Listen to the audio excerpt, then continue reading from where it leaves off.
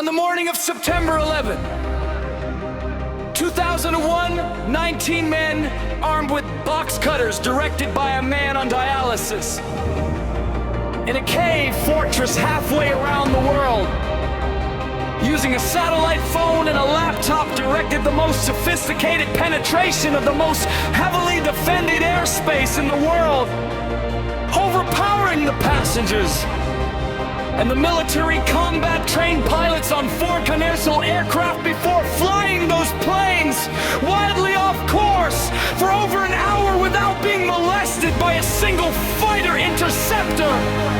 These 19 Hardstyle.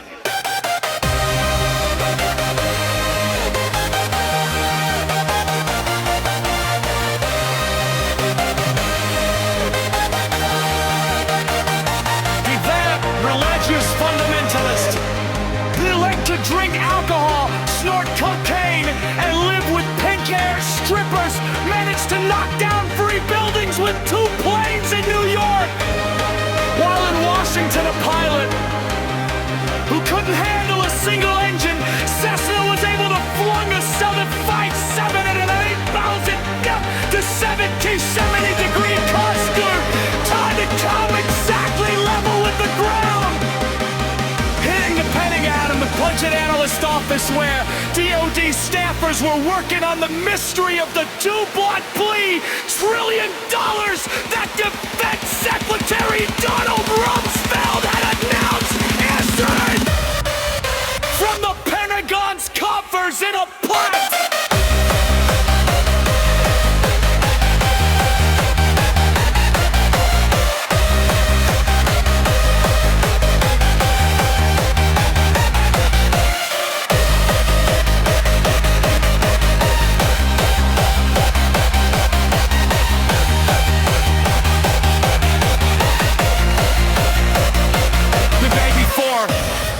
On September 10, 2001. Luckily, the news anchors knew who did it within minutes. The pundits knew within hours. The administration knew within the day. That Underneath literally fell into the FBI's lap. But for some reason, a bunch of crazy conspiracy theorists demanded an investigation into the greatest attack on American soil in history. The investigation was delayed, underfunded, set up to fail, a conflict of interest and a cover-up from start to finish. It was based on testimony extracted through torture, the records of which were destroyed. It failed to mention the existence of WTC-7, Able Danger, Craig Civil Edmonds, OBL and the CIA, and the drills of hijacked aircraft being flown into buildings that were being simulated at the precise same time that those events were actually happening. It was lied to by the Pentagon, the CIA, the Bush administration, and as for Bush and Cheney, well, no one knows what they told it because they testified in secret, off the record, not under oath and behind closed doors. It didn't bother to look at who funded the attacks, because that question is of little practical significance.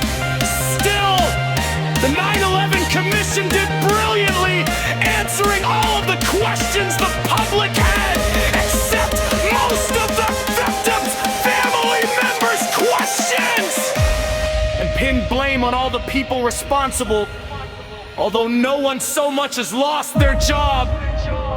Determining the attacks were a failure of imagination, because I don't think anyone could envision flying airplanes into buildings except the Pentagon and FEMA and NORAD and the NIO.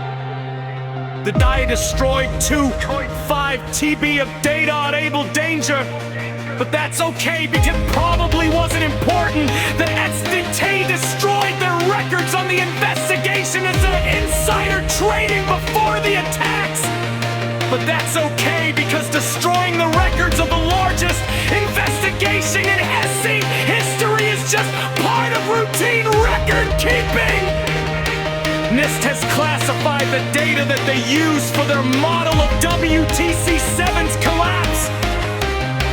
But that's okay because knowing how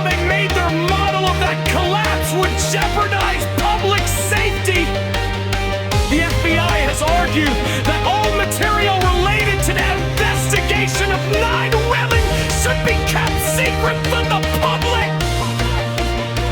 But that's okay, because the FBI probably has nothing to hide. This man never existed, nor is anything he had to say worthy of your attention.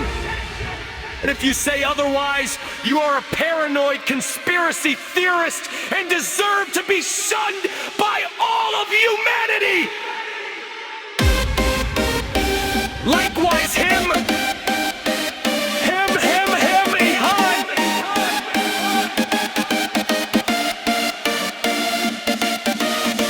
Osama bin Laden lived in a cave fortress in the hills of Afghanistan, but somehow got away. Then he was hiding out in Tora Bora, but somehow got away. Then he lived in a Abbottabad for years, taunting the most comprehensive intelligence, dragnet employing the most sophisticated technology in the history of the world for 10 years, releasing video after video with complete impunity, before finally being found in a daring SEAL team raid which wasn't recorded on video, in which he didn't resist or use his wife as a human shield, and in which these crack special forces of avarice panic and kill this unarmed man, supposedly the best source of intelligence about those dastardly terrorists on the planet. Then they dumped his body in the ocean before telling anyone about it. Then a couple dozen of that team's members died in a helicopter crash in Afghanistan. This is the story of 9/11, brought to you by the media, which told you the hard truths about JFK and concubiner babies and mobile production facilities and the rescue of Jessica Lynch. If you have any questions about this story, you are batshit, paranoid, tinfoil, dog abusing, baby hater, and will be